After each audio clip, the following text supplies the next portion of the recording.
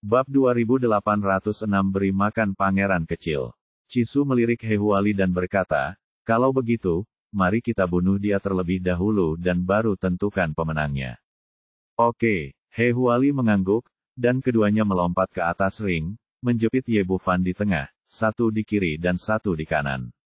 Chisu menggerakkan sendi-sendi kedua tangannya, sambil mengeluarkan suara berderak, dengan senyum muram di wajahnya, nak, lihat, pangeran ini tidak akan mematahkan tulangmu hari ini.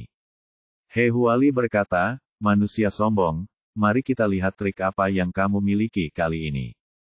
Karena kamu di sini, aku akan memberimu kesempatan.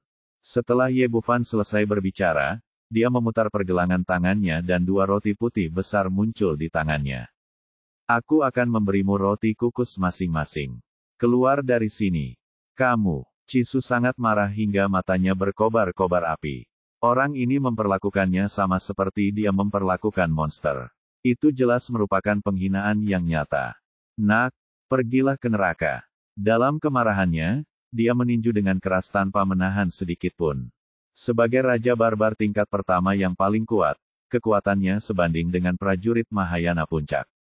Pukulan dahsyat itu begitu kuat hingga membawa tekanan yang mengguncang bumi dan ruang di sekitarnya bergetar karena kekuatan pukulan yang dahsyat itu.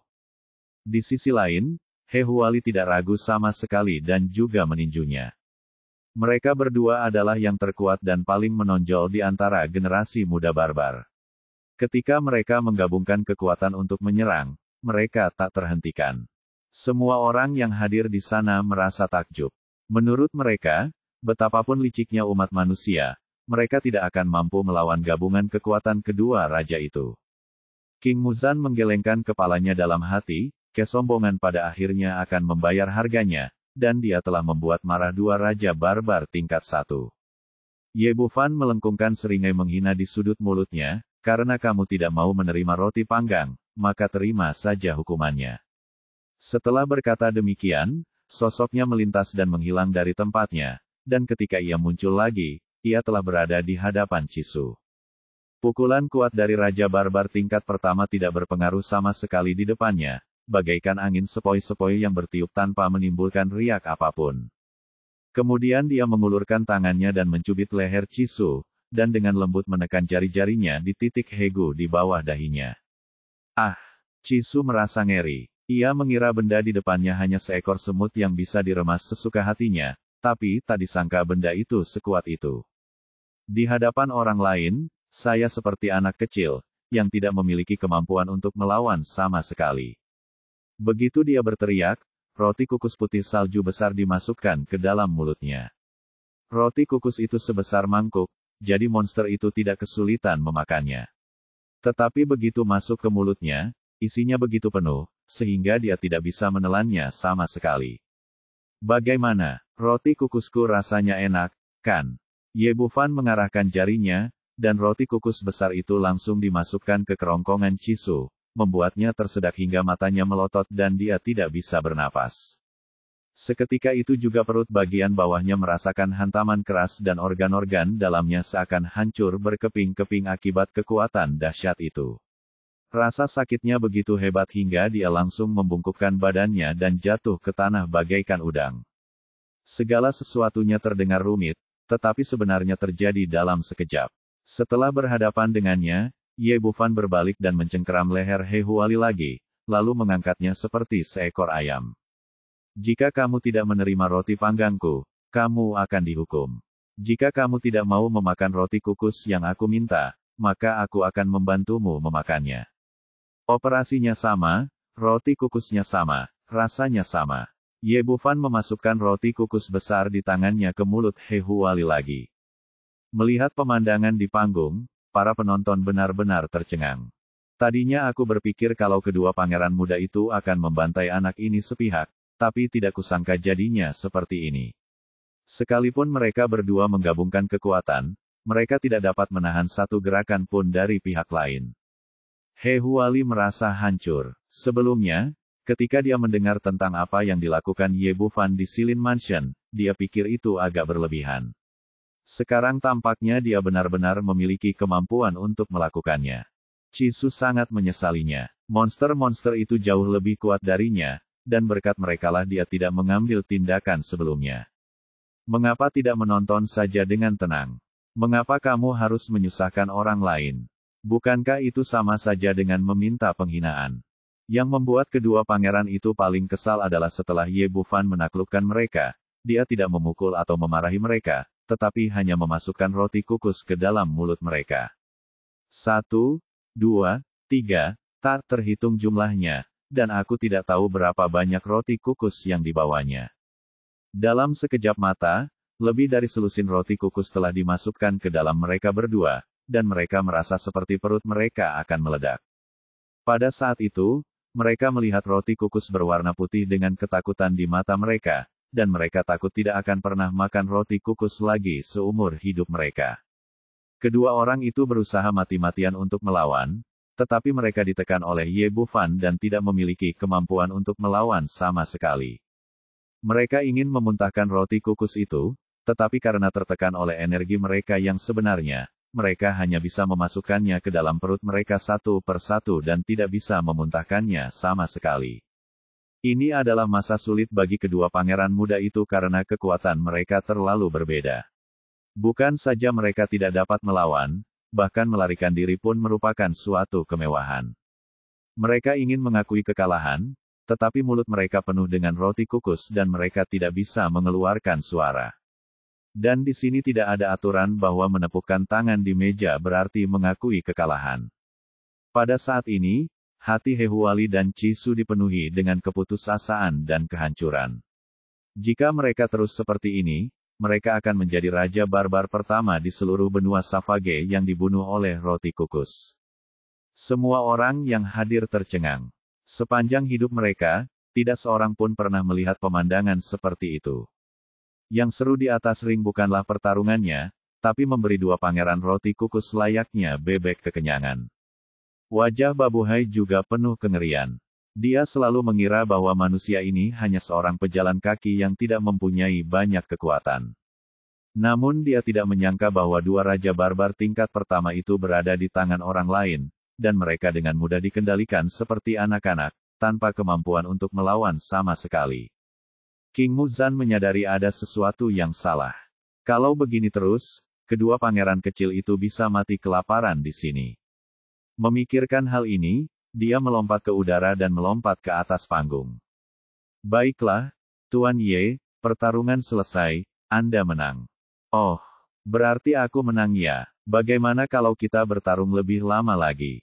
Aku masih punya banyak roti kukus. Lagi pula, kalau kita terburu-buru, aku khawatir kedua pangeran muda itu tidak akan setuju. Mereka hanya menentangnya dengan keras. Meskipun Ye Bufan berhenti, dia tampak tidak puas, seolah dia belum cukup bersenang-senang. Wow. Hehuali dan Chisu akhirnya mendapat kesempatan untuk mengatur napas dan mengangguk berulang kali untuk menunjukkan bahwa mereka menyerah. Lalu dia melompat dari panggung seolah hendak melarikan diri, dan membuka mulutnya, lalu menyemburkan roti satu demi satu bagaikan sulap. Setelah memuntahkan hampir semuanya, mereka berdua menghela napas lega. Ketakutan hampir mati tercekik oleh roti kukus masih segar dalam ingatan mereka. Itu sungguh menakutkan. Semua penonton memiliki ekspresi aneh di wajah mereka. Ini adalah pertama kalinya selama bertahun-tahun mereka melihat seseorang menggunakan roti kukus dengan sangat terampil. Pertama, dia telah menjinakkan 10 monster di 10 kandang binatang, dan kini dia telah menjinakkan kedua pangeran kecil itu sepenuhnya. Ye Bufan mendatangi Babuhai dan King Muzan dengan gembira dan berkata, "Tuanku, apakah aku lulus ujian?" "Lulus." King Muzan mengangguk. Jika dia tidak setuju, kedua pangeran kecil itu akan mati kelaparan. 10 kandang binatang kemudian berlanjut, tetapi beberapa orang yang tersisa tidak seberuntung Ye Bufan. Monster yang tadinya sangat jinak kini menjadi sangat ganas, dan tidak ada seorang pun yang bisa melewatinya. Menjelang senja, ujian tingkat kedua telah selesai, dan hanya Chisu, Hehuali dan Ye Bufan yang lulus. Babuhai berkata, "Kalau begitu, penilaian hari ini akan berakhir di sini. Besok kita akan pergi ke istana King Ye untuk penilaian ketiga dan terakhir." Hanya mereka yang lulus penilaian yang dapat berpartisipasi. Tidak ada orang lain yang diizinkan masuk. Setelah dia mengatakan hal itu, terdengar desahan dari hadirin. Ada yang menghela nafas karena kegagalannya, dan ada pula yang merasa menyesal karena tidak dapat menyaksikan penilaian akhir. Bab 2807, aku merasa lebih malu saat berada di dekat rumah. Ye Bufan berbalik dan meninggalkan aula semua binatang. Xiao Xing mengikutinya di belakangnya sambil membawa konsol permainan. Su Lingsuang tampak acuh tak acuh. Hanya Ni Guanyun yang tampak bingung, dan dia masih tidak mengerti apa yang telah terjadi. Beberapa orang kembali ke penginapan. Dia memikirkannya cukup lama, tetapi tidak dapat menemukan jawabannya. Akhirnya, dia tidak bisa menahan diri untuk berlari dan bertanya, "Dokter Ye, apa yang terjadi hari ini?" Ye Bufan berkata sambil minum teh, "Apa yang terjadi?" Ni Guanyun berkata, "Jangan bicara tentang level pertama. Orang-orang itu seharusnya terkena kekuatan spiritualmu. Meskipun aku tidak memahaminya, aku bisa tahu sedikit. Tapi aku tidak mengerti level kedua. Mengapa monster-monster itu begitu patuh padamu? Apakah itu benar-benar karena mereka suka makan roti kukus?" Ye Bufan tersenyum tipis, "Kamu benar. Monster-monster itu suka makan roti kukus, tapi tidak baik bagi mereka untuk memakan roti kukus milik orang lain." Ini, Ni Guanyun masih bingung, tetapi sebagai seorang pengusaha, dia masih memiliki pengetahuan diri. Karena pihak lain tidak mau menjawab, dia tidak bertanya lagi. Pada saat ini, gerbang halaman terbuka dan He Huali yang berkulit gelap dan muram berjalan masuk dari luar. Mengetahui bahwa kedua orang itu memiliki sesuatu untuk dibicarakan, Ni Guanyun segera menjauh. Ye Bufan melirik He Huali dengan tatapan menggoda, "Pangeran muda, apakah kamu senggang? Apakah kamu sudah makan malam?" "Oh, aku baru ingat bahwa kamu sudah makan begitu banyak roti kukus. Kamu mungkin tidak bisa makan lagi. Kurasa kamu tidak perlu makan selama beberapa hari." Sedikit kemarahan melintas di wajah He Huali, tetapi dia akhirnya menahannya dan duduk di kursi sebelumnya milik Ni Guanyun. "Saya datang ke sini hari ini untuk berbicara dengan Anda tentang sesuatu." Ye Bufan berkata, "Hal-hal lain mudah dibicarakan, tapi jangan bicarakan lamaran pernikahan." He Huali mengerutkan kening, "Aku mengakui bahwa kamu memiliki beberapa kemampuan, tetapi ada beberapa hal yang tidak dapat kamu ubah. Aku secara resmi memberitahu kamu hari ini bahwa pemenangnya besok hanya aku, dan tidak boleh ada orang kedua." Ye Bufan tersenyum bercanda, "Kalau begitu, lalu mengapa kamu datang kepadaku untuk berbicara? Saya hanya berharap kamu akan menyerah saat menghadapi kesulitan." He Huali berkata, "Jelas tidak ada harapan untuk berhasil, dan tidak ada gunanya bagimu untuk bertahan.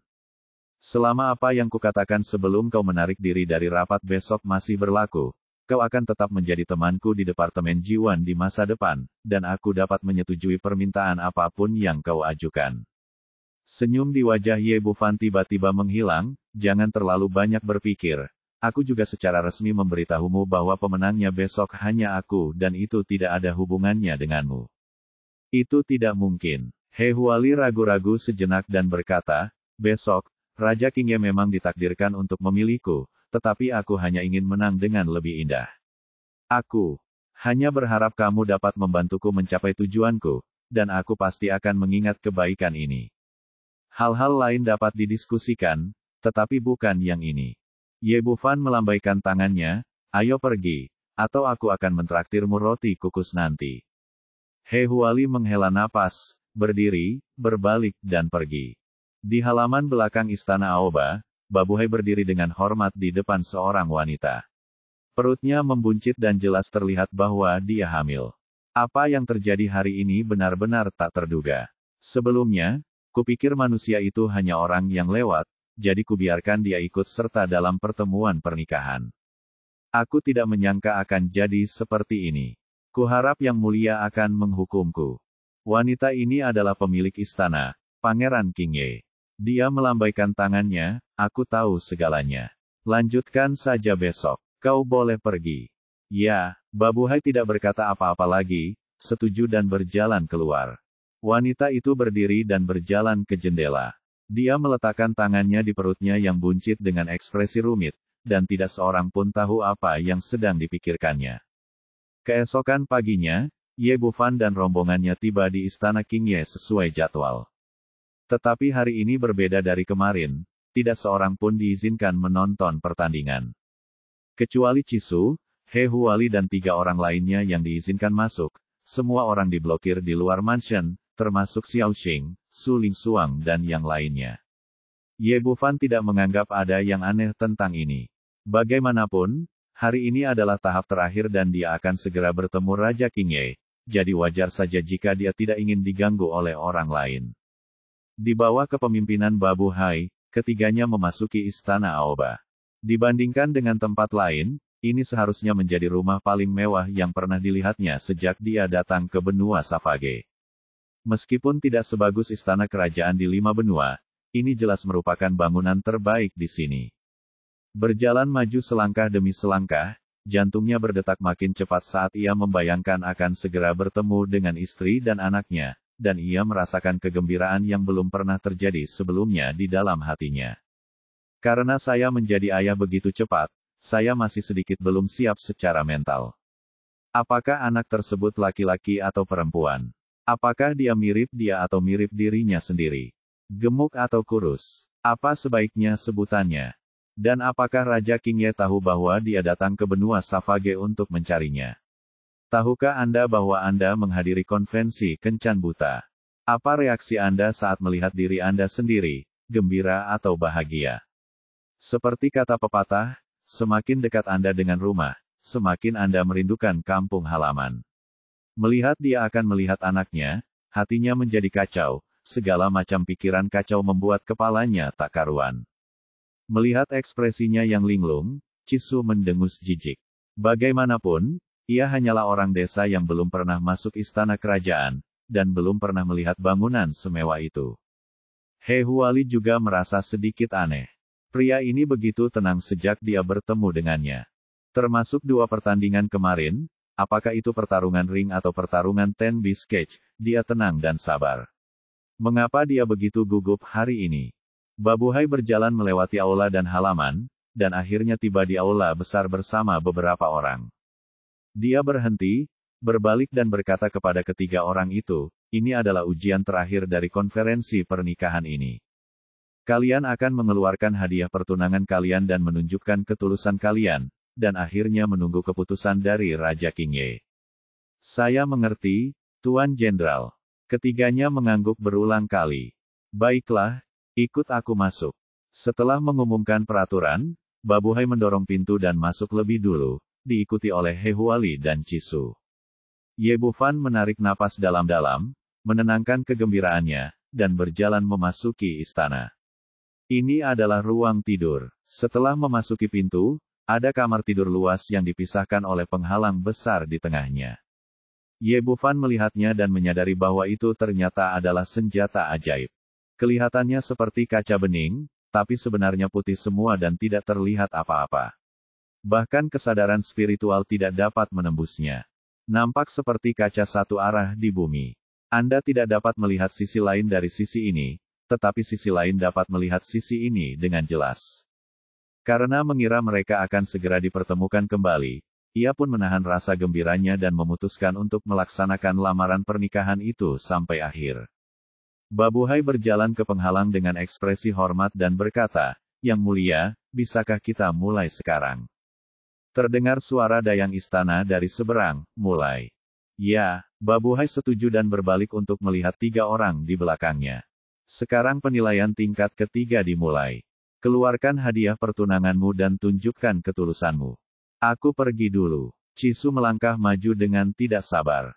Dia melambaikan tangannya, dan ruangan itu tiba-tiba menjadi terang dan penuh energi spiritual, dan sejumlah besar harta muncul di depan semua orang. Yang mulia, hadiah pertunanganku adalah 2 potong batu giok hitam dan kuning, 4 gelas kaca berwarna ungu dan beraneka warna, dan 1 botol losion kecantikan terbaik. Salah satu dari hadiah pertunangan ini bernilai mahal dan sudah pasti merupakan barang yang bagus. Dan jumlah mereka begitu banyak sehingga butuh waktu hampir 1/4 jam untuk membicarakannya. Dapat dilihat bahwa dia benar-benar berusaha keras kali ini.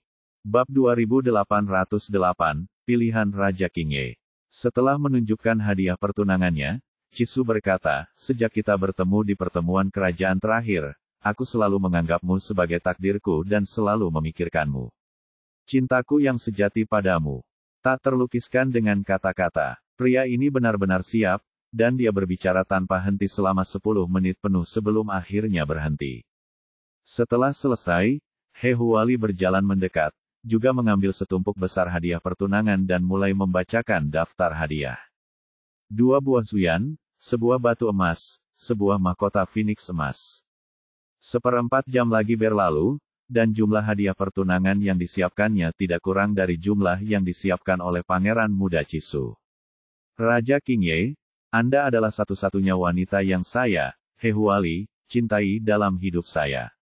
Saya bersumpah kepada surga di sini bahwa saya tidak akan mengambil istri atau selir, dan saya hanya akan memperlakukan Anda dan anak itu dengan sepenuh hati.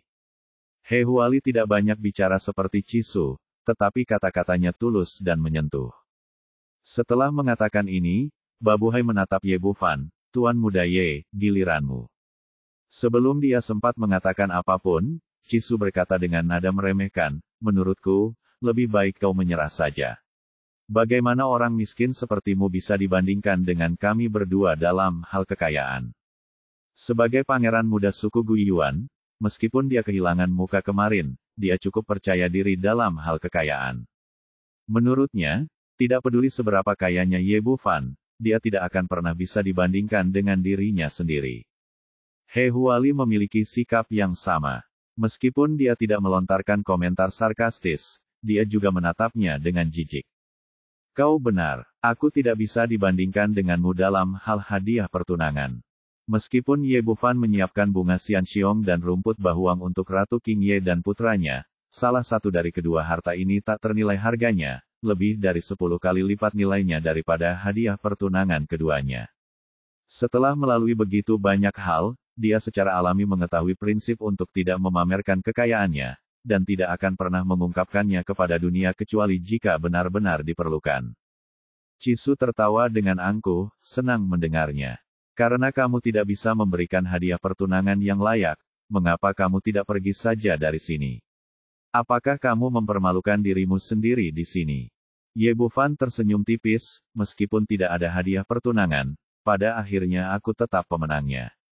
Pada titik ini, sebuah lelucon dari masa lalu muncul dalam pikirannya. 3 orang pergi kencan buta.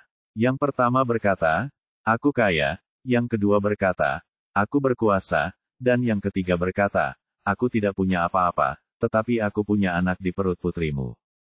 Pemandangan hari ini sangat mirip. Bahkan jika aku tidak dapat memberikan hadiah pertunangan, aku percaya bahwa Raja Qingye akan memilihku pada akhirnya. Babuhai mengerutkan kening dan menegaskan lagi, Tuan Ye, apakah kamu yakin tidak ada hadiah pertunangan? Ye Bufan mengangguk, ya, aku tidak punya hadiah pertunangan. Umumkan saja hasilnya secara langsung. Babuhai membungkuk ke belakang penghalang dan berkata dengan hormat, Yang Mulia, mohon buat keputusan akhir. Ruangan itu tiba-tiba menjadi sunyi. Meskipun tidak ada yang terlihat, Chisu masih melihat dengan gugup ke belakang penghalang. Sebagai perbandingan, He Huali jauh lebih tenang dan tampak memiliki kepercayaan diri yang besar. Ye Bufan tampak tenang, ia percaya bahwa ia akan menjadi satu-satunya pemenang pada akhirnya. Karena Raja Qingye tidak mau menerima pengaturan keluarganya dan berlari ke Tianxiongzu untuk meminjam benih darinya, saya yakin ia akan memilih saya sekarang. Keheningan singkat itu terasa sangat lama saat ini. Setelah beberapa saat, suara yang jelas dan menyenangkan datang dari balik penghalang. Saya nyatakan bahwa pemenang akhir dari kontes pernikahan ini adalah Pangeran Muda He Huali. Apa? Mendengar hasilnya, hanya He Huali yang tersenyum lebar. Wajah Chisu dipenuhi kekecewaan, sementara Ye Bufan tampak bingung, berdiri di sana seperti patung kayu. Mengapa? Bukankah dia wanitanya sendiri? Bukankah dia ibu dari anaknya sendiri? Mengapa Anda akhirnya memilih He Huali? Kenapa kamu tidak memilih dirimu sendiri? Sebagai perbandingan, Chisu lebih cenderung menerima hasil ini. Meskipun dia adalah pangeran muda dari benua Savage, Hehuali tidak lebih buruk darinya. Dia tidak mengatakan apapun ketika Raja Qingye memilih pihak lain. Dia menggelengkan kepalanya karena kecewa, lalu berbalik dan pergi. Melihat Ye Bufan berdiri di sana untuk waktu yang lama tanpa mengucapkan sepatah kata pun, Babuhai tidak dapat menahan diri untuk melangkah maju dan berkata, "Tuan Ye, lamaran pernikahan sudah selesai, silakan kembali." "Tidak, masih ada yang harus kukatakan." Ye Bufan tersadar, melangkah ke penghalang, dan berkata dengan suara rendah, "Mengapa ini? Kamu harus memberiku penjelasan. Apakah kamu sudah melupakan perasaan kita di masa lalu?" Babuhai dan Hehuali di sebelahnya tercengang. Tak seorang pun menyangka dia akan mengucapkan kata-kata seperti itu. Mungkinkah manusia ini pernah mengenal Raja Qingye sebelumnya? Tetapi bagaimana mungkin? Ada keheningan sejenak di balik penghalang itu, lalu dia berkata, "Aku tidak tahu apa yang kau bicarakan. Ini pilihan terakhirku." "Pilihan terakhir, kan?" Ye Bufan tertawa marah. "Aku bergegas ke sini dari Tianmangzu, dan aku telah menempuh perjalanan lebih dari 1.000.000 mil. Aku menyeberangi Laut Iblis dan mempertaruhkan nyawaku hanya untuk bersatu kembali denganmu dan putramu. Tetapi aku tidak menyangka bahwa pada akhirnya aku akan mendapatkan pilihan seperti ini darimu." Ketika dia mengatakan hal itu, dia benar-benar tertekan. Dia sudah membayangkan kejadian setelah reuni itu berkali-kali sebelumnya, dan dia sudah membayangkan reaksi ibu dan anak itu berkali-kali. Tetapi dia tidak menyangka Raja Qingye begitu tidak berperasaan. Orang-orang yang tersisa di ruangan itu tercengang. Menyeberangi Laut Iblis adalah sesuatu yang tidak pernah berani mereka pikirkan sebelumnya. Sebelumnya, mereka hanya tahu bahwa ini adalah manusia, tetapi mereka tidak tahu bahwa mereka datang ke sini dari Tianmangzu, dan untuk Raja Qingye. Hehuali berkata dengan marah, "Wah, kau punya motif tersembunyi, kan? Bagaimana mungkin satu orang bisa menyeberangi Laut Iblis? Raja Qingye bahkan tidak mengenalmu." Ye Bufan mengabaikannya, menarik napas dalam-dalam untuk menenangkan kegembiraannya, lalu melihat ke dalam penghalang lagi. "Saya akan bertanya sekali lagi, apakah Anda yakin dengan hasil ini?" Aku tidak tahu apa yang kau bicarakan," kata orang di balik penghalang itu. "Tidak peduli apapun, Pangeran Muda Hehuali adalah pilihan terakhirku dan tidak dapat diubah." Pilihan yang sempurna. Senyum muncul di wajah Ye Bufan, tetapi senyum itu dipenuhi dengan kekecewaan, kesedihan dan kehancuran. "Aku tidak akan memaksamu untuk menyukai pangeran kecil itu. Kau bebas menentukan pilihan, tetapi bagaimanapun juga, anak itu milikku, dan aku harus membawanya pergi hari ini." Begitu dia selesai berbicara, Hehuali yang ada di sebelahnya menjadi marah. "Apa katamu? Apa kau gila? Bagaimana mungkin anak itu milikmu, dan bagaimana mungkin aku membiarkanmu membawanya pergi? Keluar dari sini!" Ye Bufan berteriak dengan marah, "Kamu tidak perlu ikut campur dalam urusanku." Suara dingin dan marah terdengar dari balik penghalang, "Kau sangat kasar. Kau berdiri di sini dan berbicara omong kosong. Kau telah kalah, tetapi kau masih berdiri di sini untuk menghina reputasiku. Seseorang, datang dan tangkap dia untukku." Begitu kata-kata itu terucap, sekelompok prajurit berbaju besi emas menyerbu dari luar dan mengepung Ye Bufan. "Karena kamu tidak peduli dengan persahabatan lama kita, kamu tidak bisa menyalahkanku. Aku harus membawa anak itu pergi hari ini. Bahkan Raja Surga tidak dapat menghentikanku." Ye Bufan benar-benar murka dengan kekejaman Raja Qingye. Dia melangkah menuju penghalang. Para penjaga berbaju besi emas bergegas maju untuk menghentikan mereka, tetapi bagaimana mungkin orang-orang ini menjadi lawannya? Hanya dengan satu pukulan, lebih dari selusin penjaga berbaju besi emas tersungkur. "Apa yang akan kamu lakukan?" Hehuali meraung, melompat di depannya, dan meninjunya dengan keras. Bab 2809 Kesalahan Besar. "Kau pikir kau bisa menghentikanku?" Pada saat ini, Ye Bufan seperti singa yang marah. Dia akan membunuh para dewa dan Buddha jika mereka menghalangi jalannya. Dia mengangkat tangannya dan mengalahkan mereka dengan pukulan. Terdengar suara ledakan keras dan Hehuali terlempar ke belakang.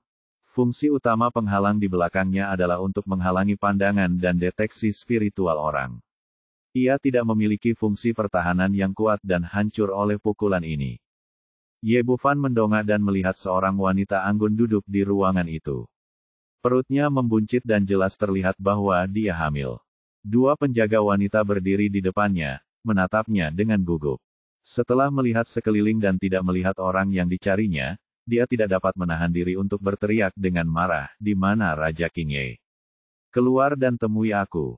Melihatnya membobol rumah Raja King Ye, semua orang di sekitarnya menjadi sangat gugup. Tetapi ketika mereka mendengar teriakannya, bukan hanya wanita di depannya, tetapi juga He Huali yang baru saja memanjat dan Babu Hai di sebelahnya, semua menatapnya dengan tatapan kosong, seolah-olah mereka telah melihat sesuatu yang luar biasa. "Mana orangnya? Cepat keluar dan kembalikan anakku kepadaku." Ye Bufan meraung marah dan menyebarkan indera spiritualnya pada saat yang sama, tetapi masih tidak dapat menemukan bayangan Raja King Ye. Pada saat itu, wanita di seberang sana berkata, "Siapakah kamu?" Ye Bufan berkata dengan marah, "Jangan bicara omong kosong lagi, di mana Raja King Ye? Serahkan dia dengan cepat." Pada saat ini, He Huali dan Babu Hai keduanya berlari, melindungi wanita di belakang mereka. Wanita itu melambaikan tangannya untuk memberi isyarat kepada keduanya agar tidak panik, dengan ekspresi megah di wajahnya. "Aku adalah Raja King Ye. Mengapa kau mencariku jika kau bahkan tidak mengenalku? Kamu adalah Raja King Ye." Ye Bufan awalnya penuh amarah, tetapi setelah mendengar kata-kata ini, dia berdiri di sana dengan linglung seolah-olah air dingin dituangkan di atas kepalanya. "Tidak mungkin, ini tidak mungkin. Bagaimana mungkin kamu adalah Raja King Ye?" Wanita itu berkata, "Saya Raja King Ye, tentu saja." He Huali berkata dengan marah, "Wah, kau bahkan tidak mengenal pangeran yang sebenarnya, dan kau masih datang ke sini untuk membuat masalah. Apa sebenarnya yang ingin kau lakukan?" "Aku." Pada saat ini, Ye Bufan menjadi tenang, pikirannya berputar cepat, dan sebuah ide buruk muncul di benaknya. Raja Aoba ini bukanlah orang yang dicarinya, yang berarti dia telah melakukan kesalahan besar. Saya menghadiri sebuah konvensi perjodohan, mengikuti hingga akhir, hanya untuk mengetahui bahwa dia bukanlah orang yang saya cari. Meskipun wanita ini sangat cantik dan rupawan, dia benar-benar berbeda dengan Raja Aoba yang sedang dicarinya, dan dia belum pernah melihatnya sebelumnya. Tidak heran mereka memilih He Huali sebelumnya. Mereka bahkan tidak tahu siapa mereka, jadi bagaimana mereka bisa memilihku? Namun pertanyaannya adalah, mengapa ini terjadi? Mungkinkah wanita yang menculikku sebelumnya bukanlah Raja Aoba? Tapi itu tidak mungkin. Dia awalnya dibawa pergi dari medan perang kota Tianlang. Terlebih lagi, dia adalah seorang wanita barbar dan tingkat kultivasinya juga merupakan Raja Barbar tingkat pertama. Bagaimana dia bisa membuat kesalahan? Tidak peduli apapun alasan spesifiknya, saya memang telah membuat kesalahan besar kali ini. Saya harus menyelesaikan masalah saat ini terlebih dahulu. Dia menatap wanita itu dan He Huali lalu tersenyum canggung, "Maaf, aku salah orang." Ye Bufan bukanlah orang yang kasar. Karena dia tahu dirinya salah, dia segera menundukkan kepalanya dan meminta maaf. "Dulu itu salahku. Minumlah pil ini dan lukamu akan segera sembuh." Dia baru saja melukai tidak hanya He Huali, tetapi juga 7 atau 8 penjaga. Dia buru-buru mengeluarkan sebotol pil peremajaan. Pada saat yang sama, dia menatap Raja King Ye di depannya lagi, "Jika aku tidak salah, Ki janinmu tidak stabil. Kamu mengalami sakit perut 2 kali kemarin dan sekali 2 jam yang lalu. Berdasarkan situasi ini, aku khawatir janin itu akan mati lebih awal atau lahir dalam keadaan lemah dan sakit-sakitan." "Sialan, omong kosong apa yang kau bicarakan?" He Huali hendak marah namun ditarik kembali oleh Raja King Ye. Dia menatap Ye Bufan dengan penuh semangat, "Tuan, bagaimana Anda tahu?" "Saya seorang dokter." Ye Bufan berkata, "Kali ini aku memang menyinggungmu. Sekarang aku akan membantumu sembuh sebagai kompensasi." "Benarkah?" "Terima kasih, Dr. Ye." Ratu King Ye tidak akan begitu saja mempercayai seseorang, tetapi dia merasa bahwa janin dalam perutnya sedang tidak sehat akhir-akhir ini. Terlebih lagi, Ye Bufan bahkan meramalkan durasi rasa sakitnya tanpa kesalahan sedikit pun, yang menunjukkan betapa tinggi keterampilan medisnya. Tidak masalah. Minum saja pil ini dan saya jamin kamu akan melahirkan bayi laki-laki yang sehat dan gemuk. Ye Bufan berkata sambil membalik pergelangan tangannya, lalu sebuah pil hitam kecil muncul di telapak tangannya. Bagi seorang jenius medis seperti dia, menjaga kehamilan sehat bukanlah apa-apa dan dapat dengan mudah disembuhkan. Terima kasih, Dr. Ye. Raja King Ye mengambil pil itu dengan bersemangat dan hendak meminumnya, tetapi dihentikan oleh He Huali. Cai Zi, tunggu sebentar, biarkan aku mencobanya dulu dan kamu bisa meminumnya nanti. Kata He Huali sambil mengambil botol pil peremajaan dari tangan Ye Bufan. Dia meminum satu pil terlebih dahulu, lalu memberikan sisanya kepada setiap penjaga yang terluka. Dapat dilihat bahwa dia tidak sepenuhnya percaya pada keterampilan medis Ye Bufan, tetapi ini juga sifat manusia. Lagi pula, mereka tidak saling mengenal sebelumnya, dan ini menyangkut keselamatan ibu dan anak. Saat pil itu meleleh di mulutnya, tak lama kemudian ekspresi keterkejutan luar biasa muncul di wajah He Huali. Sebagai Raja Barbar tingkat pertama, wajar saja jika ia kerap terluka selama latihan hariannya. Namun setelah peluru menembus tubuhnya, luka dalam yang dideritanya sembuh dengan cepat, dan ia pun pulih sepenuhnya ke kondisi semula hanya dalam beberapa tarikan napas saja. Ini terlalu ajaib, kan? Dia tampak tidak percaya. Meski amarah Ye Bufan tidak merenggut nyawanya, dia terluka parah. Namun sekarang dia sudah pulih sepenuhnya. Bukan hanya dia, tetapi juga 7 atau 8 penjaga di sampingnya. Semua luka dalam dan luar, besar dan kecil, di tubuh mereka sembuh dalam sekejap. Dokter ajaib. Dia benar-benar dokter ajaib. Pada saat ini, He Huali benar-benar terkesan dengan keterampilan medis Ye Bufan. Tanpa ragu-ragu, dia langsung memberikan pil itu kepada Raja King Ye. Raja Aoba menjadi lemah dan rapuh sejak dia hamil, dan reaksinya semakin parah akhir-akhir ini, dengan nyeri perut yang terjadi dari waktu ke waktu. Namun setelah meminum pil ini, tubuhnya seakan disuntik dengan vitalitas yang kuat, seluruh tenaga dan semangatnya terangkat, bahkan ia dapat merasakan kegembiraan yang terpancar dari janin dalam kandungan. Dia berdiri dan berjalan di depan Ye Bufan lalu membungkuk dalam-dalam, "Ibu dan saya berterima kasih atas kebaikan hati dokter ajaib ini. Saya juga ingin mengucapkan terima kasih kepada dokter ajaib Ye. Dendam di antara kita telah terhapus. Mulai sekarang, kamu adalah temanku di Departemen Jiwan." He Huali juga membungkuk untuk mengungkapkan rasa terima kasihnya. Wajahnya penuh rasa terima kasih. Sama-sama, anggap saja ini sebagai kompensasiku padamu dan istrimu. Ye Bufan menggelengkan kepalanya sedikit. Pertemuan perjodohan ini benar-benar berdarah. Dia bertanya dengan rasa ingin tahu, kalau tidak salah, pangeran muda itu seharusnya menjadi ayah dari anak ini, kan? Kalian berdua tampaknya saling mencintai, jadi mengapa kalian harus mengadakan pertemuan perjodohan ini?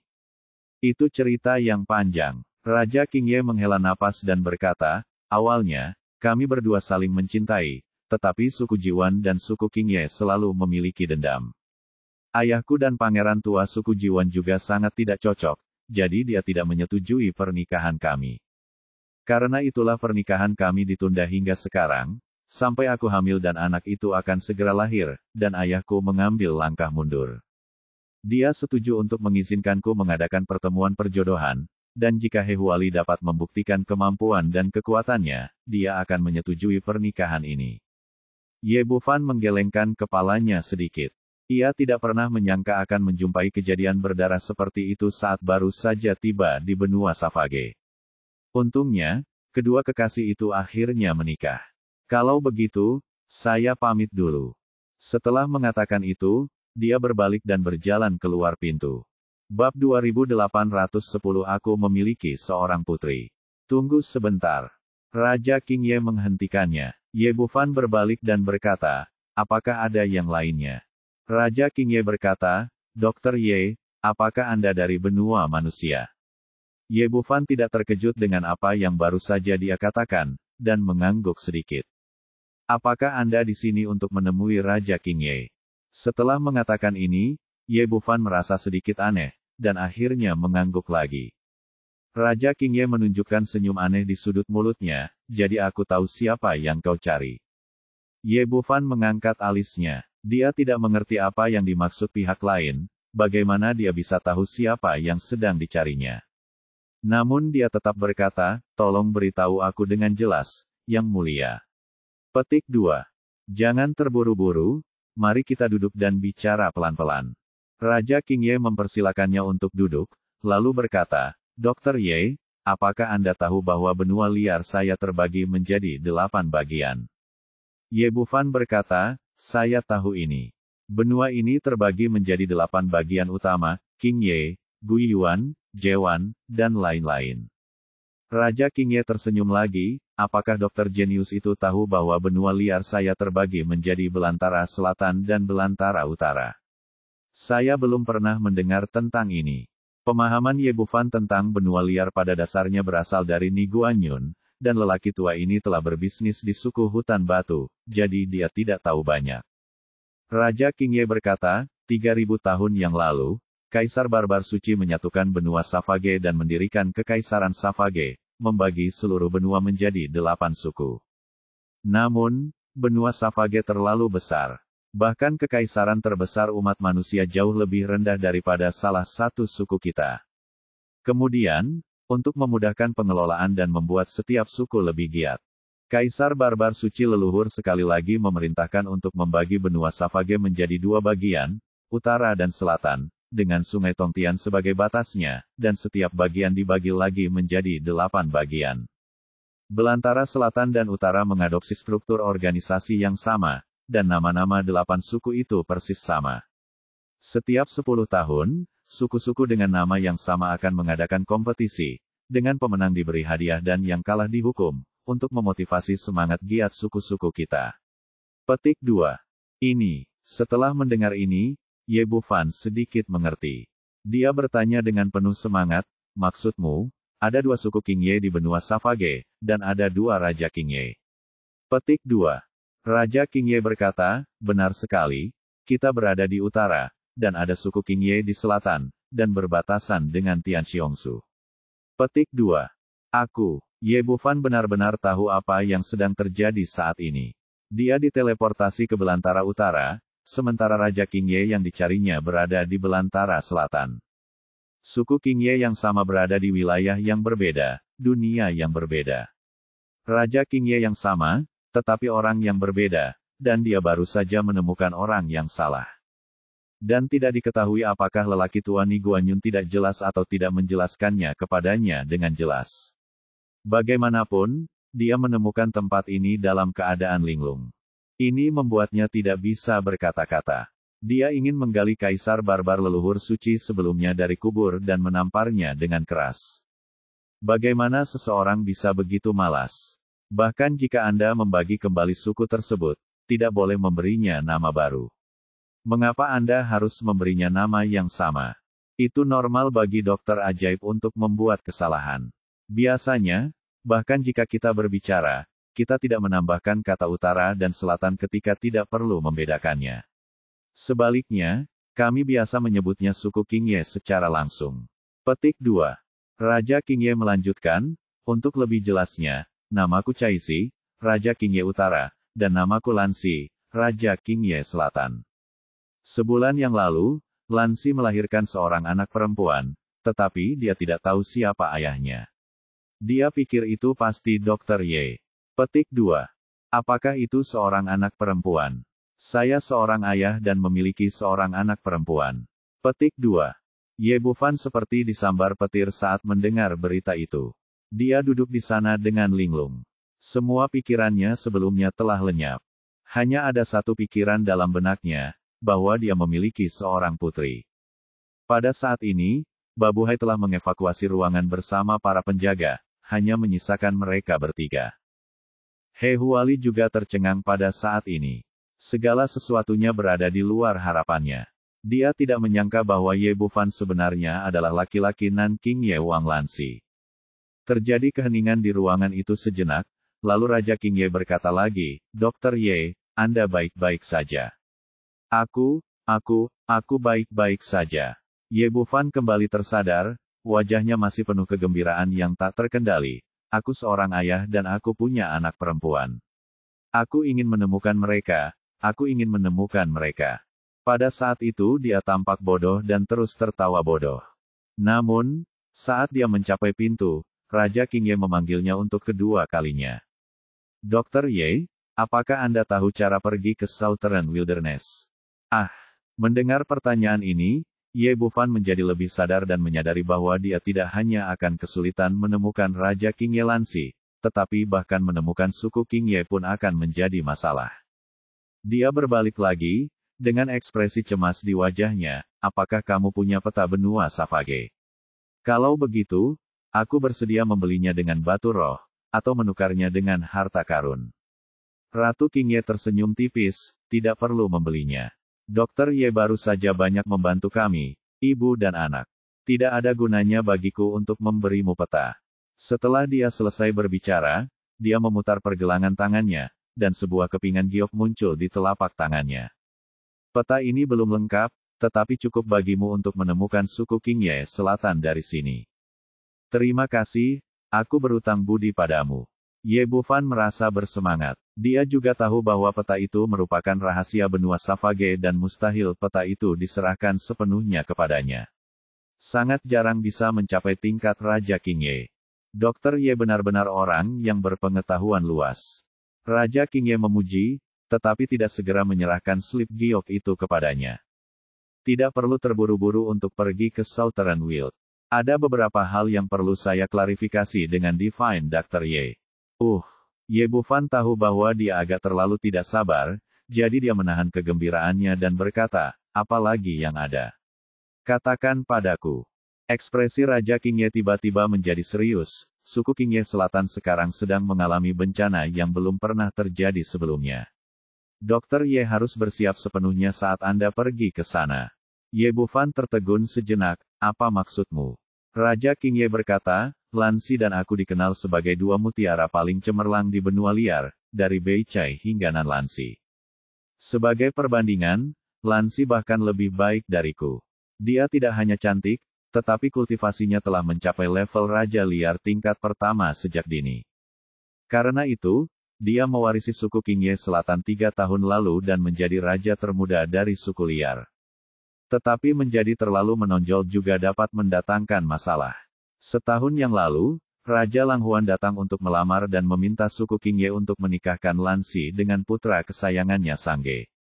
Sangge jelek, serakah, dan penuh nafsu. Jadi Lansi tentu saja tidak mau. Tetapi suku Lang Huan adalah salah satu dari 8 suku di Gurun Selatan. Yang paling kuat di antara mereka jauh lebih kuat daripada suku King Ye. Demi seluruh suku, Raja King Ye yang lama tidak punya pilihan selain setuju. Awalnya, semua orang mengira bahwa ini adalah satu-satunya cara, tetapi tidak lama kemudian, Lansi hamil. Ada kebiasaan khusus di suku barbar kami. Tidak peduli wanita mana yang hamil, baik keluarga kerajaan maupun rakyat tidak dapat memaksanya untuk menikah. Yang paling penting, suku Lang Huan tidak bisa menerima kenyataan telah diselingkuhi, sehingga akhirnya mereka berinisiatif untuk membatalkan pernikahan tersebut. Petik 2. Ye Bufan tahu bahwa masalah ini tidak boleh berakhir, jadi dia bertanya lagi, lalu apa? Raja King Ye berkata, Sangge awalnya sombong dan kejam secara alami. Jadi dia secara alami tidak bisa menelan nafas ini dan ingin segera membalas terhadap suku King Ye. Tetapi pada saat itu, Raja Lang Huan yang lama sedang berkuasa dan sangat mementingkan wajah, jadi dia akhirnya menekannya. Namun, hanya sebulan yang lalu, Raja Lang Huan yang lama turun tahta, dan Sangge mewarisi tahta dan mengambil alih suku Lang Huan. Meski sudah setahun berlalu, namun kebencian dalam hatinya masih ada, dan dia langsung melancarkan serangan gila-gilaan terhadap suku King Ye. Petik 2.